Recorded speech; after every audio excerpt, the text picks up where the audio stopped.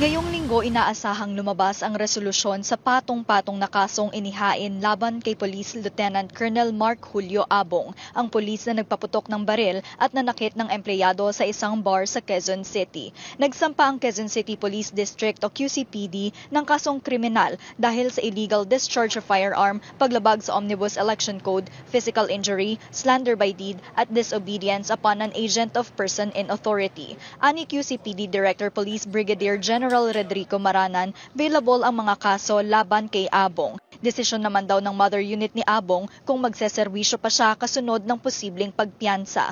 Kasalukuyan siyang naka-assign sa legal service ng Philippine National Police o PNP. That depends upon the order of his mother unit.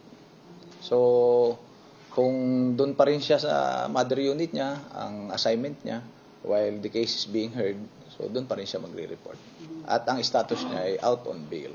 Inutusan naman ni Interior Secretary Benher Abalos ang PNP na kumpiskahin ang 3 baril ni Abong dahil hindi aniya dapat magbitbit ng baril ang sino mang hindi responsableng gumamit nito. Sabi ni Maranan, expired na ang lisensya ng baril na pinaputok ni Abong sa bar. Pinaalalahanan ni Maranan, maging ni Quezon City Mayor Joy Belmonte, ang pulisya na laging pumanig sa publiko at huwag pagtakpan ang kanilang mga kabaro.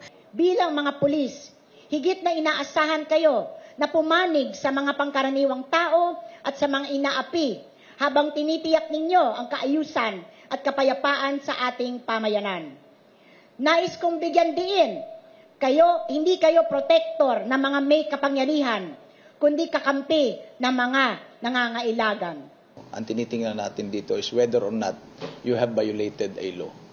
When you violated a law, kahit kabaro ka o kapwa ka namin pulis, we will arrest you, we will file case against you, and we will detain you.